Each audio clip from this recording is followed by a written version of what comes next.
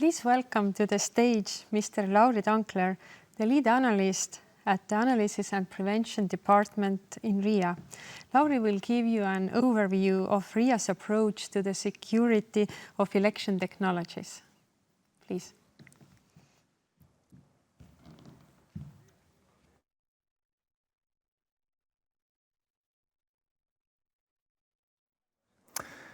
Yes, hi everyone, and thank you, Piret, for this introduction.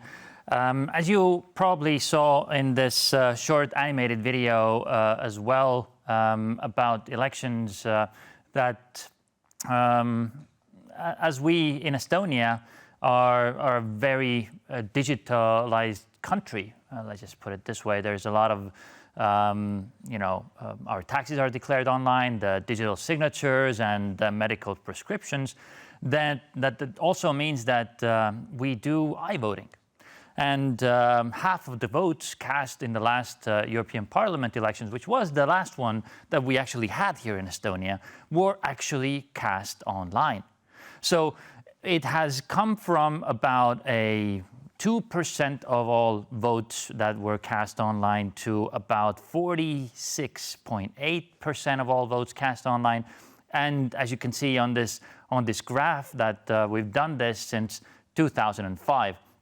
And yes, we're doing this, and we're, I think, one of the very, very few countries who have done this statewide, and who have actually, we're seeing an increase every time that we have elections.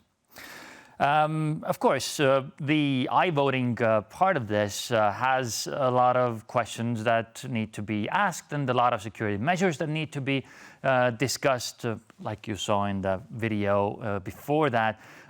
There's a lot of different procedures, a lot of different moving parts. There's double voting, double envelope systems. There's audits all around. Somebody's looking at how these votes are being decrypted, and everything is very, very well managed, and everything needs to be, a lot of eyes need to be on this so that everybody could see that everything that is done online gets its scrutiny and has enough.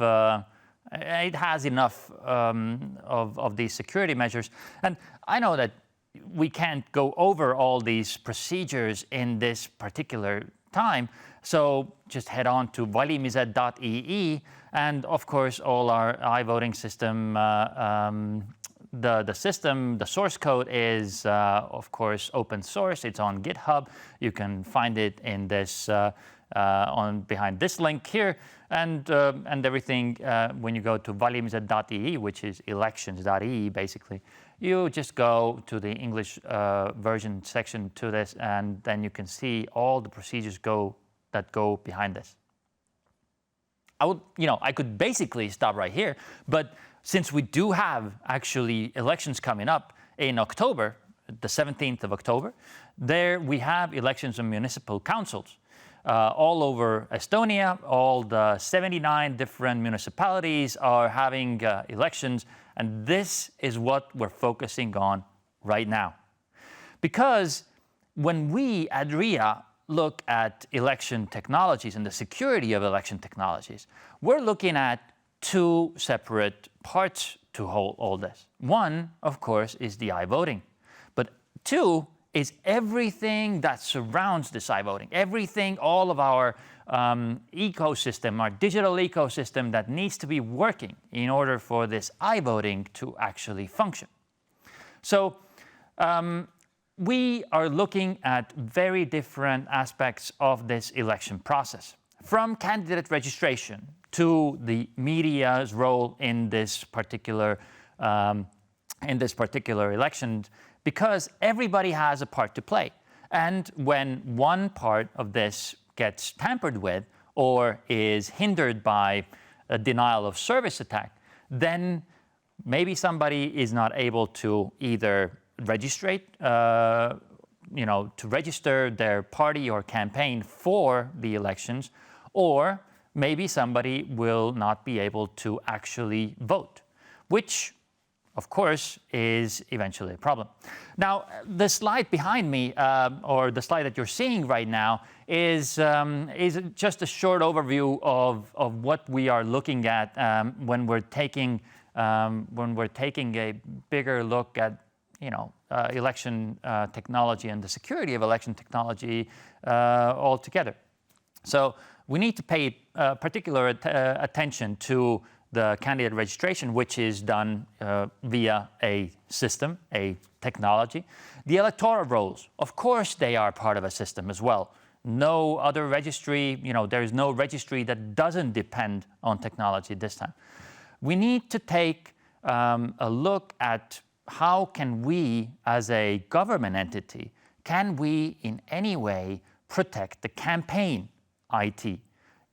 The IT of the political parties, the systems. What can we do? Because as we've seen a couple of years ago from the United States to France, to other places, there is a specific way of trying to interfere with elections by targeting the campaign infrastructure and, for example, leaking confidential information from the campaigns. The government IT that I'm talking about is the whole ecosystem in which in Estonia we operate.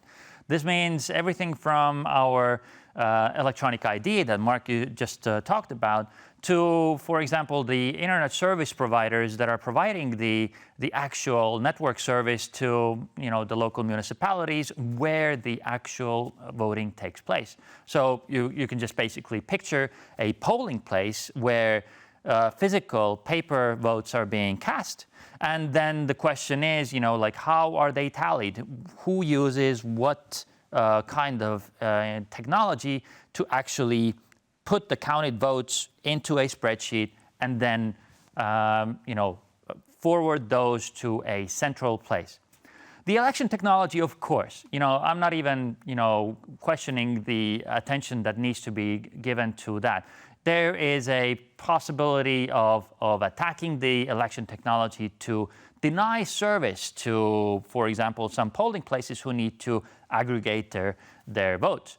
Or, for example, there may actually be a primary goal of breaching the vote confidentiality. Who has already voted, who has not voted. There are different ways of looking at this from an attacker's perspective. And last but not least, of course, there's the role that the media plays in elections all around the world. There could be, the idea here is that we need to make media understand that they have a bigger role to play. They are facing defacements. They are facing denial of services or other systems used for publications of the results. So there's a lot to think about here. And we here in RIA, we're taking a very comprehensive look. At all of these systems which are either directly or indirectly connected to IT. So, and RIA's role in election security is constantly increasing here in Estonia because RIA's role in actually providing some of this technology to the election authorities and the local municipalities is also increasing.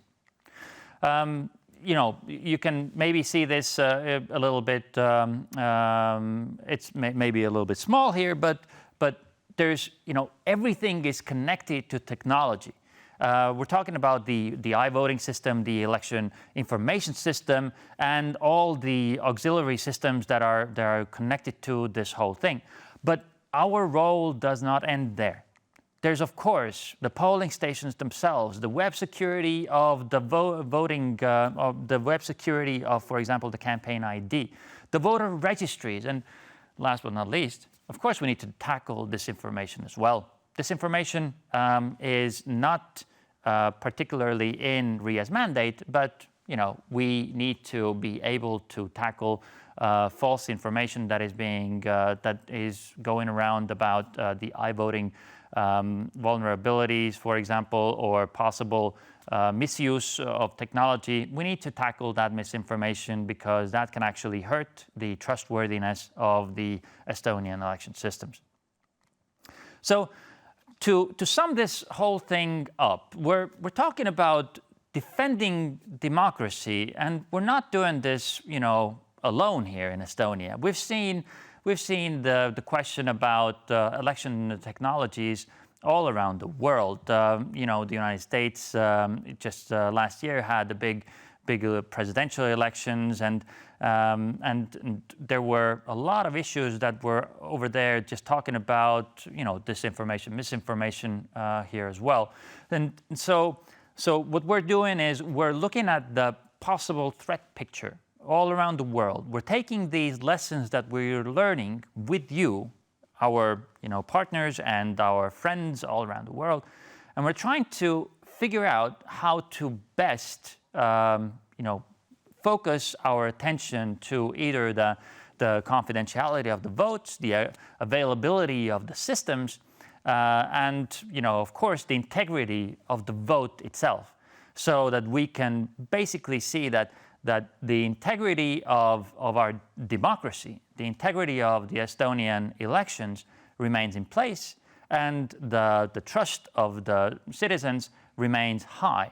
And we cannot do this without you guys. And if you have any questions at all about the way we look at election technologies in the future, we can totally work together with you guys on this to show the different methods, the methodology that we are using to help defend our own democracy in Estonia.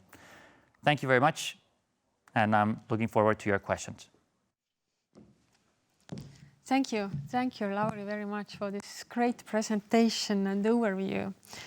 I would like to ask how worried we should be here in Estonia, actually, about foreign governments tampering with elections, especially considering iVoting. Especially considering iVoting, that's a good question, and we're working on these questions, and we've been working on these questions for years, for decades, because of our neighbor to the east, this foreign interference question has always come up when we're talking about the Estonian democracy and foreign interference. I think we need to not be too worried about things that haven't happened yet, but we need to be prepared. We need to be prepared together with not just us, at iVoting, and not just about the disinformation, but the whole package about how maybe there is a regime somewhere abroad who intends to destabilize democracies, as we have seen earlier with other elections as well. But I would like to point this out, that especially regarding iVoting, it is really, really difficult to figure this out in terms of cost benefit. So to find, one electronically given vote, to, access this without anybody seeing, to change it without anybody seeing or noticing, with no logs being left behind, to actually put it back into this whole digital ballot box, and then get out without leaving any traces of your own to these systems, to this encryption and everything like that. It would take enormous time, an enormous amount of computing power, which is not even actually available right now. And like Mark said in his last presentation, how many millions or even billions of dollars needs to be put into breaking just one piece of encryption, and then just making this all about one vote, and then you have to do it multiple times. So it is easier, it is far more easier and more cost effective to actually try to find some auxiliary systems or some other systems such as the media or the campaign IT or something like that to target, to attack, so that you could claim that the election was rigged or hacked or whatever label you may actually put on this. Instead of actually trying to get at one vote to do this whole decryption and breaking encryption thing, it is a question that we are totally seriously looking at all the time, and I think it would be easier to go for other places, which is why we're focusing on that as well. Thank you very much. I guess it was a great answer that many people at homes or in their offices have been thinking and asking. So thank you. Thank you.